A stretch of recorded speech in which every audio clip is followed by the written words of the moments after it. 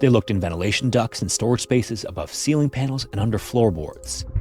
Bro, this story is, like, annoying me so hard, like, it's pissing me off, like, how? How did he do it? How did he do it? I don't understand. What's good, y'all? I'm back at again with another video. Today I'm reacting to the most disturbing unsolved disappearances. I saw the thumbnail. I thought it was interesting. Let's get straight into it. Hello everyone, and welcome back to Scary Interesting. In this video, we're going to go over two disappearances that simply don't make sense. Okay. These are the types of stories that will make your head hurt because they're just so strange. Okay. One was even caught on video, but despite this, it's still a complete mystery to this day. Okay. And the video itself is just extremely weird. You'll see what I mean, and as always, viewer discretion is advised. Okay. Thank you. Thank you for the viewer discretion. I really appreciate it. It means a lot. Alright, can you get to the disappearance? I don't really want to... Lauren Ann Ron was born in Manchester, New Hampshire on April 3rd, 1966. Okay. We don't know much about her childhood, but her parents divorced when she was still an infant. Lauren also didn't have much contact with her father growing up, and she and her mother Judith moved to Miami, Florida when she was just 4 years old because after the divorce, her mother wanted a fresh start. Things unfortunately didn't work out like she planned, and she and Lauren would end up moving back to Manchester in 1976. Okay. By 4 years later in 1980, they lived on a third-floor apartment and Lauren attended junior high a few blocks away. And despite the somewhat inconsistent home life, what was constant throughout Lauren's life was that she was a dreamer and a free spirit, and she absolutely loved singing and dancing. Fire. She often even told her closest friends that she wanted to run away and make it big as an actress and performer. She was also close to her mother too, but like many people her age, unbeknownst to her mother, Lauren began drinking and smoking while she was still in junior high.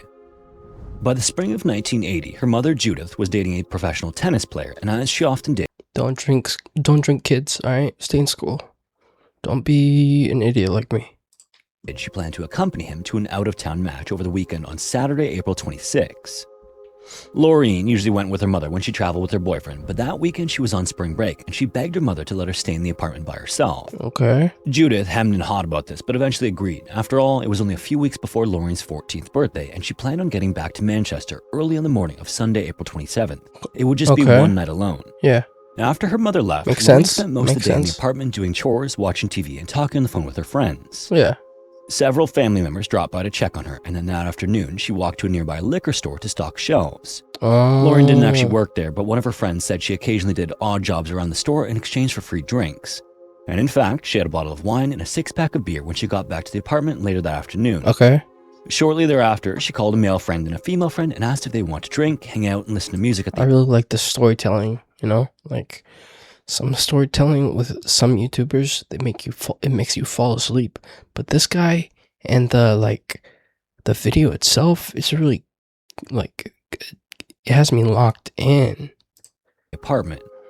They were reluctant at first, but they said they'd be right over when Lauren told them her mother was out of town and that they'd have the place to themselves.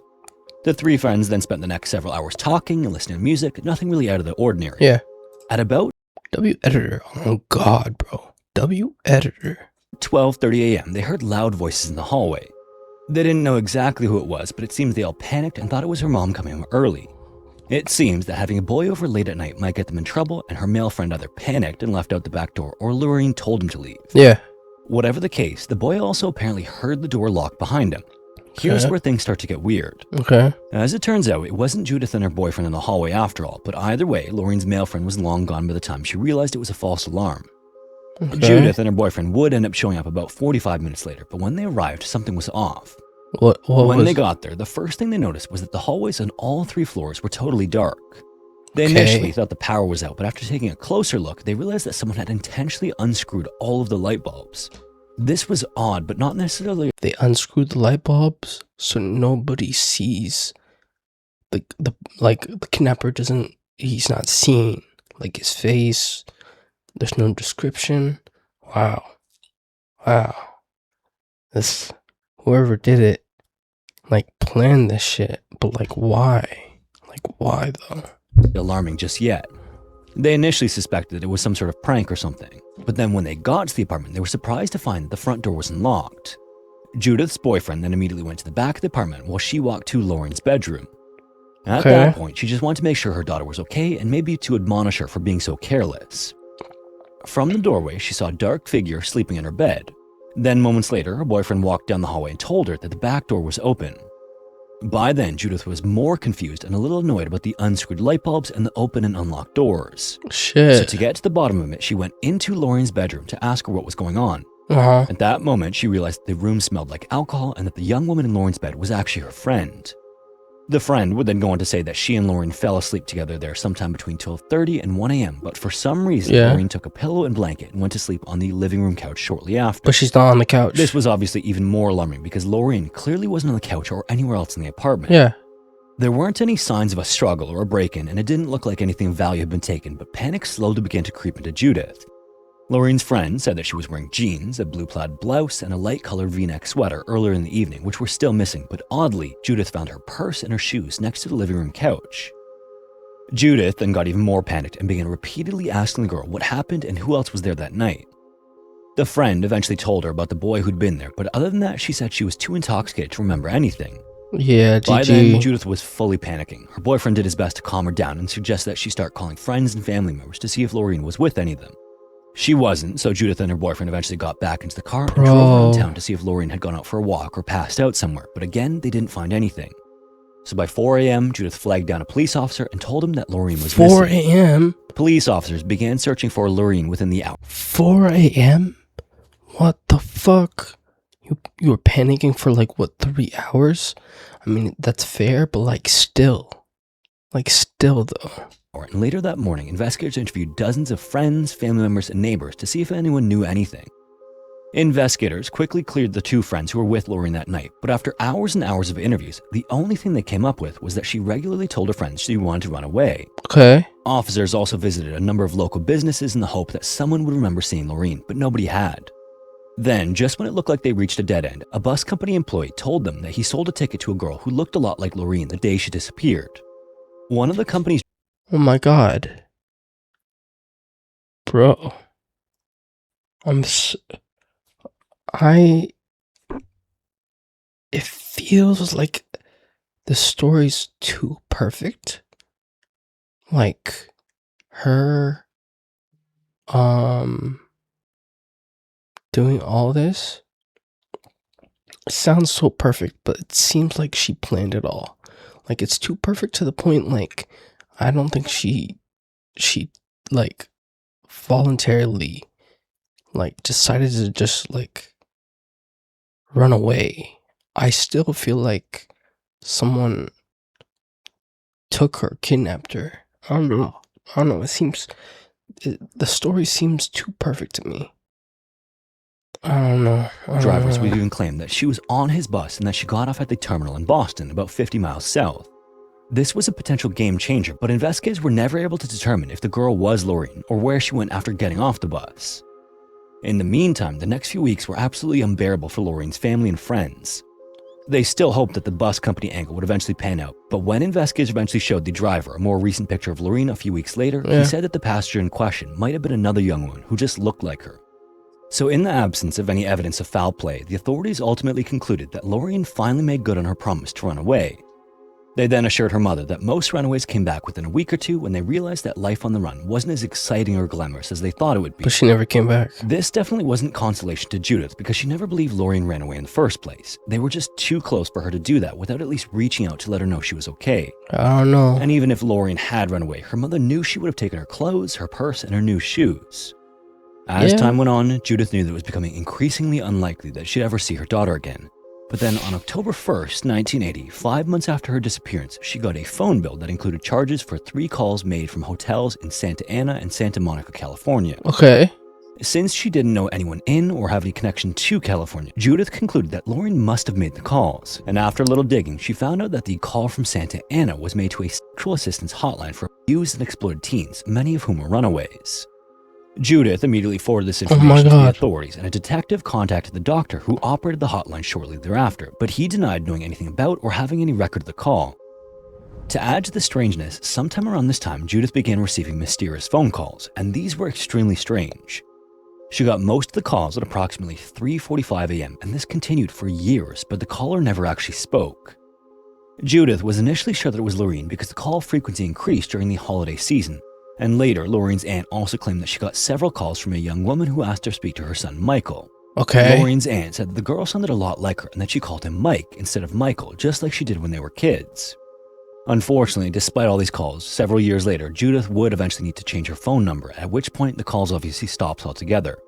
And for a time, there was no new information. Another couple years later, in 1985, an investigator with an organization called Wings for Children called the doctor who ran the same hotline charged to Judith's bill. This time, the investigator was able to get a bit more information, but found that he was sort of evasive in his answers. The man claimed that runaways and exploited teens occasionally visited the home he shared with his wife, and he even said that one of them may have been from New Hampshire. It's unclear why he changed his story, and his evasiveness was strange, but there wasn't much else that could be really done. Yeah, it's GG's. She's gone. Like, if she's kidnapped, like, and someone took her, like, I don't understand why people hold information. I really don't. Like, it pisses me off. Like, someone gets kidnapped, and someone else knows about the information, but they hold that information. Like, why? Why? How sick in the head are you? Like, how bad of a person are you? You need to be looked at. Your history of your life needs to be looked at. Like, oh my God. Prompted the investigator to then visit the motels in Santa Ana and Santa Monica, California the following year to see if she could turn up anything new. She would then learn that one of the motels had allegedly been used as a filming location by an infamous videographer of minors known only as Dr. Z. Minors. Unfortunately, she was never able to confirm this, and the identity of the man has never been found. That same year, back in New Hampshire, a former childhood sweetheart of Lorraine's claimed that he got a mysterious call from a young woman who identified herself as Lori. He wasn't actually home at the time of the call, but his mother relayed the information, and he was sure it had to be Lori. But after that, the case just went cold. As with many of these cases, there have been a number of alleged sightings over the years, but none of them have been substantive. So, what we know is that Lorraine disappeared one night from her home in a short window between her friend leaving and her mom coming home. She didn't take any of her personal belongings that we know of, she didn't have any money that we know of, all the light bulbs in her building had been weirdly unscrewed, and maybe most troubling, her mother received strange phone calls for years, as well as charges from across the country linked to things that no parent ever wants to find out about their child. Yeah. So many reasons of evidence that she's obviously missing. But other parts are just like, did she run away? You know? But, like, knowing the full story now, like, she was obviously kidnapped. And, like, she was obviously calling her mom and trying to get her to find her. Like some way, somehow, but it obviously didn't work. And the cops back then didn't have like the tech they have now, like what's it called? What is it called? Like tracking, like the phone tracking stuff. They didn't have that tech back then, but now they do. It was around 7 o'clock in the morning of January 21st, 2008, when a security guard at a Taiwan finance building showed up for work. Okay. As he entered the building, there was little reason for him to believe that this would be anything but an average day for him, but it only took a few steps inside the front door for him to make a discovery that would turn everything upside down. Inside one of the elevators was what looked like a neat pile of clothing on the floor, a highly odd sight for a building that prided itself on order and cleanliness. Yeah. The finance building was one of the few truly modern-looking structures in the area. It was an 11-story blocky monolith that stood kind of awkwardly over the low-rise rooftops of its surroundings. Okay. It also housed high-income families and professionals, people who kept things tidy and quiet. Nobody just left clothing in the elevator, so, perplexed, the guard approached the items. There was one red jacket, a smaller pink one, and 2 pairs of shoes, both neatly placed. It was also winter, and the idea that someone had walked out barefoot, let alone with a child, was immediately disturbing. That's just weird and disturbing. After this happened, maybe someone moved out in a hurry during the night, and maybe they come back for them. No. That seemed like No, that's like an obvious plan. I wouldn't think like someone left it just for no reason on accident. That's an obvious plan. Reasonable conclusion, but something still ate at the security guard. He then made his way to the security office and flipped on the monitors that controlled the building's 13 surveillance feeds. 13? Within minutes, he found what he was looking for, and what he found only furthered the confusion. Okay. The footage showed a woman stepping into the elevator with a little girl in her arms. She looked frantic, like she was in a rush, but didn't know why. Okay. As the elevator doors closed, she stripped off her red coat and then knelt to remove her daughter's jacket too. Then came her shoes, which she placed beside her. Meanwhile, the child just stood there, quiet and unmoving, as her mother then stared at the elevator panel for the That's rest of not the her ride. mother. That's not her The mother. woman in the footage also looked agitated and confused as she stared so intently at the changing floor numbers that it was like they were almost speaking to her. When the elevator reached the 11th floor, she picked up the child again and stepped out. That's not her A mother. hallway camera then caught a brief glimpse of her turning left down a hallway and then entering a stairwell. The guard then checked the other camera feeds to see where the woman went next, but that's when his blood slowly began to run cold. What do you There mean? was no footage What of do the you mean? woman leaving the building with her daughter, and the only ways out of the building were well covered by the camera system. What? There was also no What? footage of her coming back down, no footage of her on any other floor, and nothing of her leaving. All that was left were the abandoned jackets and shoes in the elevator.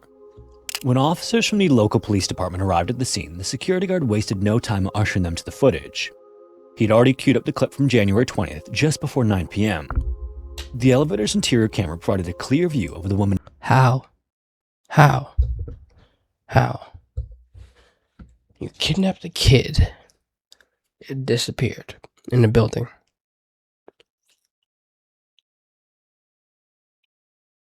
Does that make sense to you? Doesn't make sense to me. I'm waiting for your answer. Yeah, it still doesn't make sense to me. No, definitely doesn't. In the video, later identified as a 37-year-old named Leo. She once again appeared in the frame, carrying her 4-year-old daughter in her arms, and her expression was impossible not to notice. Is that really her She daughter? seemed tense and focused, and there was a hurriedness to her steps as if she were running late for something. She didn't pause to check her surroundings, she just moved straight to the elevator like she knew exactly where she was going. The elevator door slid shut, and then the behavior grew stranger as she removed the jackets and shoes and set them on the floor. Why would you When do she that? was done, Leo wore only a white Why tank would top she and do black that? vest, and she was barefoot despite the winter cold. There was also no one else in the elevator with the mother and daughter, and no indication of why she was behaving this way. The child was again silent and passive, either unbothered or too young to understand what was happening. Then moments later, the pair got off on the 11th floor, turned down the hallway, and entered the stairwell. Officers watched the footage again and again. It was deeply unsettling, not because of what they saw, but because of what they didn't. And just like the security guard, police found no trace of Leo or the child with her anywhere else That in the is building. weird. It was like they disappeared into thin air. Within hours, officers were combing every floor and questioning residents. The building's architecture also made the situation even more maddening. It had a single monitored entrance and exit, and the elevator doors were locked down with keycard access. There has to be like a secret door or some, or like a secret exit, because that really doesn't make sense. That doesn't make sense. I'm trying to think about it. Like another way she could get out of the building. I can't think of anything unless there was a basement. But the cops would know that. And the security would know that. Between 9 p.m. and 7 a.m., a cutoff Leo had barely made. Every floor also had its own hallway cameras, and every stairwell had defined access. Yeah. There were also no back doors or easy escape routes. This wasn't the type of place you could just slip out unnoticed. Yeah, and yet, what about a there was basement? no trace of Leo and her daughter. What about a basement? Officers then started their search at the top of the 11th floor, the last place the two were seen. Of the 4 Okay. possible units on the floor, only 2 were occupied, one by a Buddhist temple and another by a human resources agency. Police also questioned residents on other floors, but no one had seen or heard anything. There were no signs of any disturbance, no one heard unfamiliar sounds the night before, and there was nothing to indicate that a woman and her child had wandered through in the middle of the night. The stairwell also led upwards to the roof and downwards to the other 10 floors. Officers would go on to sweep every level, checking utility closets, maintenance shaft, emergency stairwells, anywhere a person could potentially hide, fit, or fall. They looked in ventilation ducts and storage spaces, above ceiling panels, and under floorboards. Bro, this story is like annoying me so hard, like it's pissing me off. Like, how did you do it? How did you do it? I don't understand. How did you do it? I'm frustrated, like just watching this, him repeating like she went missing, but like explaining all the reasons, like how did she disappear?